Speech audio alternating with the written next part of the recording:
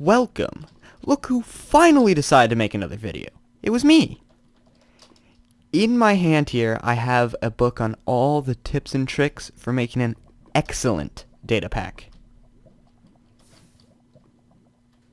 Thanks for watching, like and subscribe.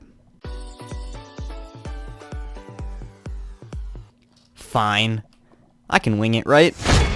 So it's been a few videos, and this place still looks extremely bland, and I think we need to do something about that. Here's the basic rundown of this video. You are going to like and subscribe. I'm going to show you how to make a data pack, how to use the function tags load, which will run if your world is loaded or reloaded, and tick, which will play 20 times a second. Then I'll show you some simple optimizations that will make your data pack run more smoothly. And then in the next video, I'm going to show you much more advanced optimizations that are for much more advanced data packs. To find your data packs folder, select your specific world, click edit, and click open world folder. Start by creating a folder named whatever you want. This is going to be your data pack. Inside of that, create one called data. Inside of that, create one called Minecraft. Inside of that, create one called tags. Inside of that, create one called functions. Then go back out to where the Minecraft one is and create a new folder and name it whatever you want, all lowercase. That's going to be your namespace. Inside of that, functions. Go back out to data and create a new text document called pack.mcmeta. It cannot be .txt or it won't work. Open that up. Then paste what's in the description into there. Save that. Your data pack is done. To actually make functions, you need to go into your data, into your namespace, into your functions, and create a new file called anything you want in lowercase .mc function. That is the file extension that Minecraft uses to run functions. And once you rename that, open it up, and you can put anything in here. Each line is a command, no slashes, and we're just going to put say hi. We just made it. Now let's see how it works. We type in /function, and it comes up as example : test. We named our namespace example and our function test. And when we click enter, it says hi, or I say hi. The player or entity that it's executing from is the one going to be saying hi, or running whatever commands. So because I'm running it, it's acting like I'm running all of the commands in the function. If I made an entity run it using /execute, it would say that entity was the one saying it. If I do execute as @e and then run function example test, you can see all of these, all the cod, spider, creeper, skeleton, they all said hi because I executed it from all of them. Now we want to have something that constantly runs, not that you have to use a command every time you want to run it. So for this, we're actually just going to be making a simple particle effect that the player can have, like a simple flame particle. Go into your data pack, into data, into Minecraft, into tags, into functions. Create a new file called tick.json. Open it up. Paste in what is in the description. You can also download this data pack if you join my Discord server, which is also in the description. This will be a list. You can put a comma and then list another function that you want to run constantly, say example : test2, although that doesn't exist, so we're not going to put it here right now. Back in test.mc function, we're just going to replace say hi with execute at a run particle flame and then all the modifiers. So there's just going to be a little flame particle that kind of just comes out from the player. Very simple stuff. So this runs 20 times a second from the tick tag, and that runs the test function, which displays these particles. Very, very fun. Now what if you want something to run as soon as the world is loaded, or you run /reload? That is the load tag. You make it the same way you do the tick, except it's load.json, and So I created load.json. I basically just copied tick.json and renamed it. But we need to go back to example functions, and we're going to copy test and create test2. And this is going to run when the data pack is reloaded or the world is just loaded. So we're going to open that up, and we don't want the same flame particle because we wouldn't be able to tell. So let's put explosion. Actually, let's put explosion emitter. That's a much bigger particle. So now when the data pack is loaded or reloaded, it will create an explosion emitter particle once.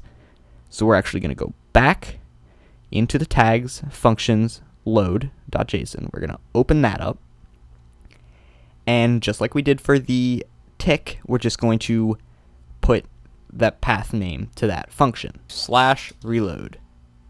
Now, it plays that one explosion once. It does not do it anymore. So if we do /reload again, it will play the explosion again, and we can keep playing that explosion, but it will only play once.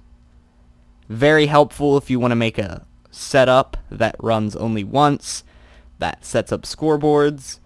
Very helpful for any sort of one-time thing like that you don't want to run more than once. So I added a little thing to the data pack, and the way it works is whenever you are near a zombie, you will get slowness, poison, and hunger.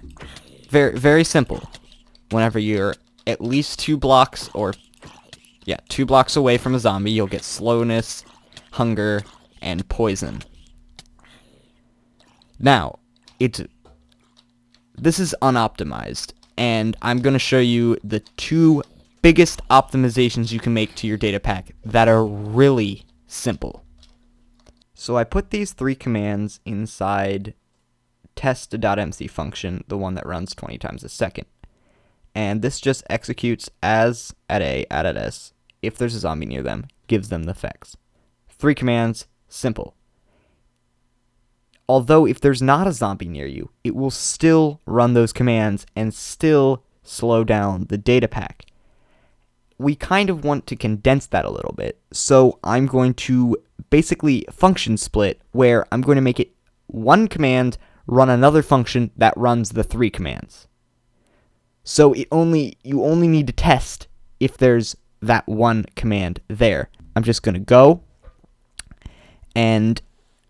back to the example namespace folder, and going to copy test, and I'm just going to rename this zombie effect.mc function. And I'm going to open that up, and I'm just going to remove that top command because that is part of the loop that I want to run 20 times a second. So I don't need that in here. This is just for the zombie effects. So I can go back to test, and I can remove everything except the execute as if there's a zombie near you.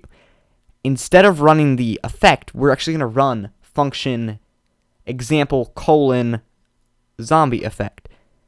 So we're going to run that other function. And back in that other function, we don't actually need each of those execute commands because it's already executed from that first one as the player. So we just need to run the commands that the player is going to run after they're near a zombie. Then we just need to save that. And now we can do /reload.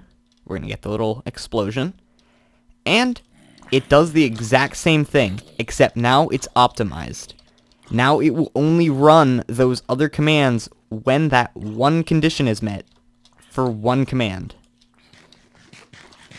It helps if you have a lot more commands running under 1 condition. It will make your data pack way faster. Now we can even do better than this, because we don't need to be testing 20 times a second whether a zombie's near us. We could do that a quarter of a second, or every half second. To make the slow loop, we're going to copy test2, and I'm just going to rename it slow loop. Then I'm going to go into that, and I'm just going to put the execute command just into that from the one that runs 20 times a second. So we're just going to pop it in there. Then I'm going to use the schedule command at the end of the function to reschedule this function.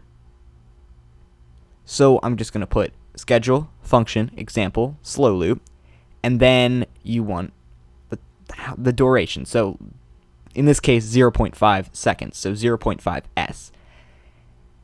So that's going to run as soon as this function's called, and then it's going to keep recalling itself. But we need to make sure it's called in the first place. So we're actually going to go back to load.json and add this to the list. So comma, and then a new thing to the list, example, slow loop. Now it's added to the list. I'm just going to go back to slow loop and just put a quick thing that says say loop so you can see that it's going more slowly. And then we do reload, and now you can see it's not chatting that quickly. It's doing it every so often, or every half a second. Because we didn't need to test for the zombie that much, it really helps and really makes your data pack faster, especially if you're using a lot of commands.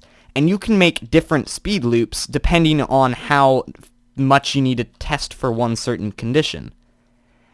And if you use that and the function splitting, you can make your data pack run a lot faster. I'm sure you were informed by this video. Definitely leave a like and subscribe. It helps me out so much. I'll see you in the next video.